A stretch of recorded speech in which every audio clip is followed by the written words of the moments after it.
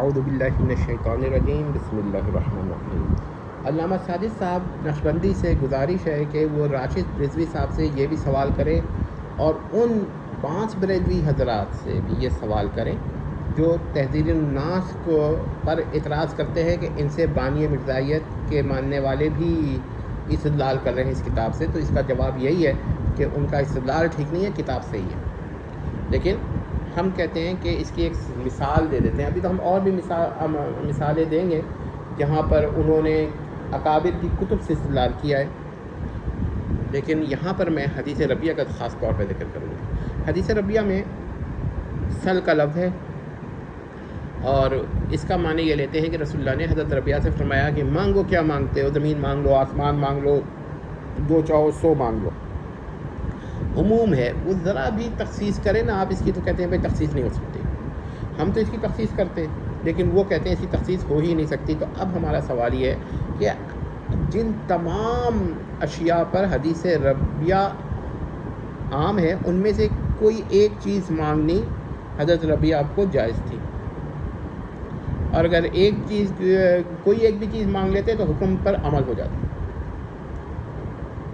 ٹھیک ہے، اتنا تو آپ مانیں گے نا، اور یہ بھی مانیں گے کہ جو چیز بھی حضرت ربیہ نے مانگی، قطع نظر اس سے سل کا لفظ اس چیز کے لیے خاص نہیں تھا، وہ تو عام ہی تھا۔ وہ تو اگر اربوں خربوں چیزوں پر عام ہے تو اور ایک چیز حضرت ربیہ نے مانگنی تھی تو یہ تو جواز ہو سکتا ہے کہ ان میں سے کوئی چیز مانگ لے، مگر اگر کچھ نہ مانگتے حکم عدولی ہوتی۔ ٹھیک ہے، یہی آپ کہنا چاہیں گے، اس سے آگے جو اصطلاح نہیں ہے۔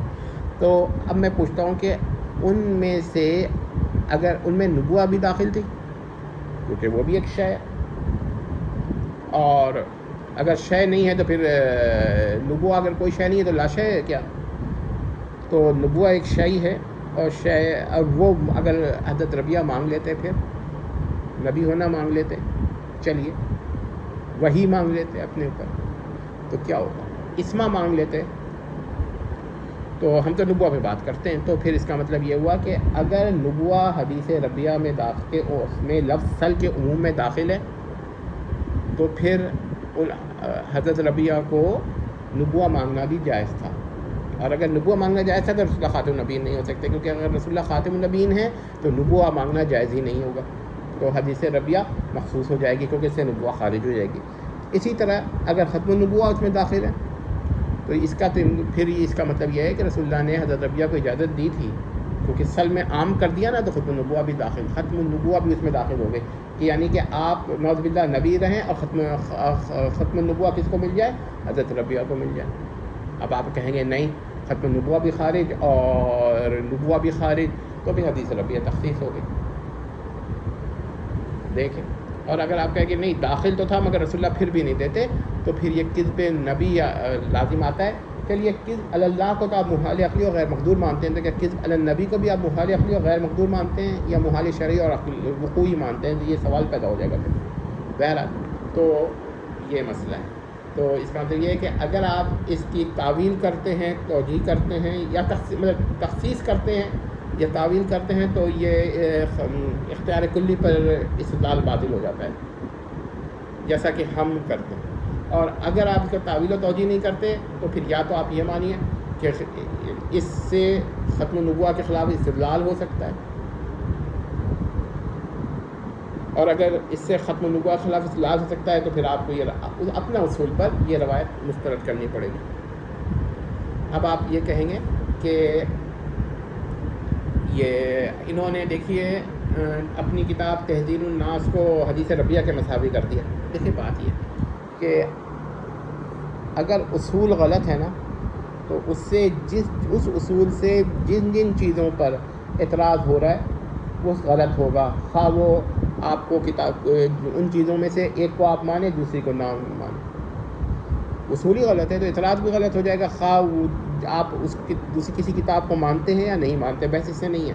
سوال یہ اصول غلط ہے تو جس کتاب پر بھی اس سے اعتراض ہوگا وہ غلط ہو جائے گا، اور اگر اصول ٹھیک ہے پھر یہ نہیں ہو سکتا کہ ایک جگہ صحیح مانے اور ایک جگہ غلط مانے۔ یہ نہیں ہو سکتا کہ میں فلاں کتاب کو چونکہ نہیں مانتا ہوں لہذا وہاں پر یہ اصول ٹھیک ہے، اور فلاں کتاب کو میں مانتا ہوں تو یہاں پر اصول غلط ہے۔ یہ ذرا ذہن میں رکھیے گا بات کو۔ تو معلوم یہ ہوا کہ حدیث ربیہ یا تو اس کا انکار کرنا پڑے گا اور اس کو اسی طرح وہی کچھ کہنا پڑے گا جو تہذیب الناس کے لیے کہا گیا کہ اصول وہی ہے. اور اگر آپ کہتے ہیں تہذیب الناس پہ اعتراض ہو سکتا ہے تو حدیث ربیہ پہ بھی اعتراض ہو سکتا ہے، کیونکہ ختم النبوہ کے خلاف اس سے بھی استدلال ہو رہا ہے اور وہ کر رہے ہوں.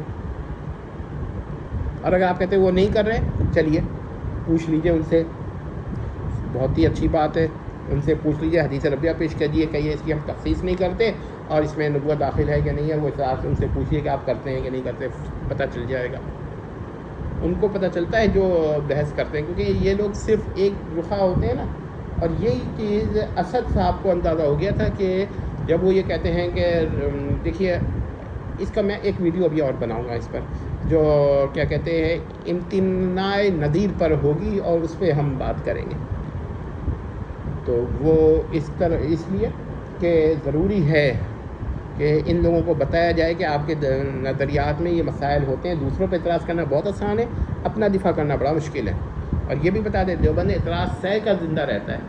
اور بانس بریلوی جو کہ برل دیو اور بنسل دیو جگت سنگھ کے دو بیٹے، ان کے مشترکہ کارنامے ہیں یہ بانس بریلوی. تو برل دیو اور بنسل دیو کا جو شہر ہے جس کے مشترکہ کارنامہ ہے بانس بریلی، تو یہاں ان لوگوں کا یہ نا اعتراض کر کے زندہ رہتے ہیں، یہ اعتراض سہ کے زندہ نہیں رہتے.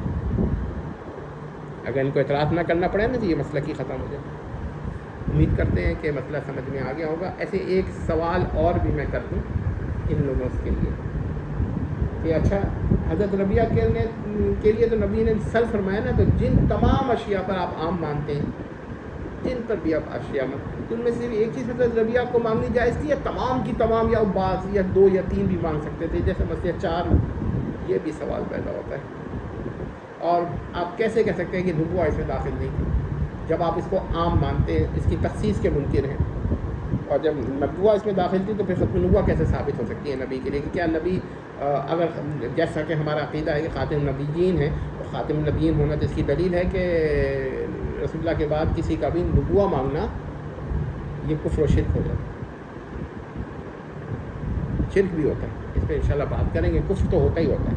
امید کرتے ہیں کہ مسئلہ سمجھ میں آ گیا ہوگا. اور ساجد صاحب سے گزارش ہے کہ یہ سوال ضرور راشد صاحب سے کریں کہ ختم النبوہ کیا اور نبوہ کیا یہ عموم سل میں داخل ہے کہ نہیں. والسلام.